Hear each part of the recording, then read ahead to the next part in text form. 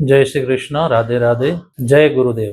ગુરુ મહારાજના આ દિવ્ય દિવસો, જેને આપણે ગુરુ પૂર્ણિમા તરીકે ઓળખીએ છીએ, એનું એક બીજું નામ છે વ્યાસ પૂર્ણિમા, જેમાં ભગવાન વેદવ્યાસજી મહારાજનું પ્રાગટ્ય એવું પણ કહેવાય છે. અને એવા શુભ દિવસોમાં ગુરુ પૂર્ણિમાનો દિવસ એટલે આપણી હિન્દુ સંસ્કૃતિ, આપણી સનાતની સભ્યતામાં બહુ મોટો અને વિશાળ દિવસ છે. ભલે અત્યારે આપણે માત્ર એને મંદિરોમાં યા તો ગુરુસ્થાનમાં જઈ પ્રણામ કરી અને પૂર્ણ કરીએ છીએ, બહુ સારી વાત છે, કરવી જ જોઈએ.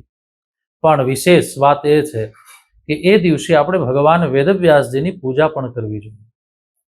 કારણ કે વેદવ્યાસ ભગવાનનું બહુ મોટી દેન છે આપણી ભારતીય સનાતની સંસ્કૃતિમાં, બહુ મોટી દેન છે.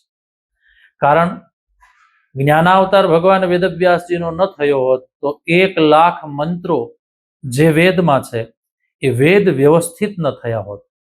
એટલે વેદોને સુવ્યવસ્થિત કર્યા, 4 વિભાગમાં યુક્ત કર્યા, અને પછી એ જ વેદોનું કામ આગળ કર્યું, એમાંથી ઉપનિષદાદિ કર્મ થયું.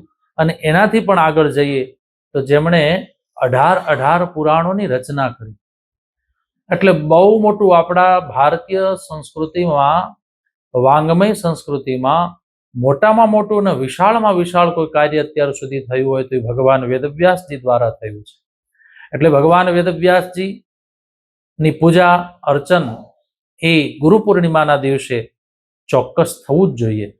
કારણ આપણે ગુરુને યાદ કરીએ, આપણને આપણા કંઠી ગુરુને યાદ કરીએ, આપણે આપણા મંત્ર ગુરુને યાદ કરીએ, પણ એની સાથે સાથે આપણી સભ્યતા જેમાં ટકી છે, આપણી સંસ્કૃતિ જેમાં ટકી છે, અથવા તો આપણી સંસ્કૃતિ જેના માટે પ્રદીપ્ત થઈ રહી છે અને ઉજાગર થઈ રહી છે, એવા ભગવાન વેદવ્યાસજીએ જે આવડું મોટું કામ કર્યું છે. સ્વાભાવિક રીતે નાનામાં નાનો માણસ એક નાની બુક બનાવે કે અથવા કોઈ લેખિત કરે તો એમાં ઘણું બધું અનુસંધાન કોઈનું લીધું હોય, છતાં એ પોતે પોતાના કાર્યને જ્યારે લોકોની સમક્ષ મૂકે છે ત્યારે એ કાર્યમાં એ પોતે પોતાનું ખૂબ મોટું ગૌરવ અનુભવતો હોય છે વ્યક્તિ.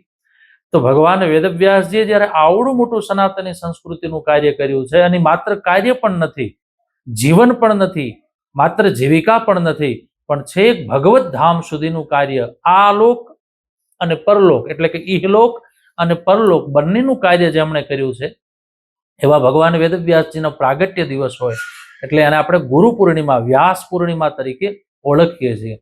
એટલા માટે એ દિવસે વિશેષ આપણે ભગવાન વેદવ્યાસજીની પૂજા કરવી જોઈએ. ભગવાન વેદવ્યાસજીની પૂજામાં આપણું કદાચ મનવૃત્તિ ન લાગતી હોય તો આપણે એ દિવસે એમની પાદુકાઓ સમજીને પાદુકાની પૂજા કરીએ. એ પણ ન થઈ શકે તો આપણા ઘરમાં જે સદગ્રંથ છે, કોઈ પણ પુરાણ હોય, વેદ હોય, ઉપનિષદ હોય, એવું કોઈ પણ સદગ્રંથ હોય જે ભગવાન વેદવ્યાસજી દ્વારા રચિત હોય, એવા સદગ્રંથને લઈ અને એની પણ ષોડશોપચારથી પૂજા થવી જોઈએ. અને ત્યારે જ આપણે સાચા અર્થમાં ભગવાન વેદવ્યાસજીએ કરેલા આટલા મોટા કામને આપણે સાચી રીતે એક શ્રદ્ધાંજલિ આપી કહેવાય, એક સાચી રીતે એમની પૂજા કરી કહેવાય, એક આપણે આપણી સાચી વાંગમય આપણી સંસ્કૃતિ છે એના માટે આપણે જીવ્યા કહેવાય. એટલા માટે ભગવાન વેદવ્યાસજીની આ દિવ્ય વ્યાસ પૂર્ણિમા, ગુરુ પૂર્ણિમા, એને આપણે આવી રીતે આપણા જીવનમાં ઉતારીએ અને અન્ય આપણા જેટલા જ માણસો હોય, આપણા જેટલા સ્નેહીઓ હોય, એને પણ આપણે આ રીતે પ્રેરિત કરીએ, જેથી કરીને આપણી સનાતની સભ્યતા મજબૂત બને અને એકદમ દ્રઢ બની નાના બાળકોમાં એ વિચાર પણ દ્રઢ થાય, નાના બાળકોમાં એ વાતો પણ બિલકુલ વિકસિત રીતે પહોંચી શકે.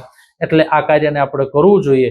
આવી શ્રેષ્ઠ અને ઉત્તમ ગુરુ પૂર્ણિમા એટલે ભગવાન વેદવ્યાસજીની વ્યાસ પૂર્ણિમા, જેમણે બદ્રીના એટલે કે નાના નાના બોરડીના ચણિયા બોર જમીને ખાઈને આ કાર્ય કર્યું છે, એટલે એમના માટે આપણે કૃતજ્ઞતા જ્ઞાપન કરવી જોઈએ.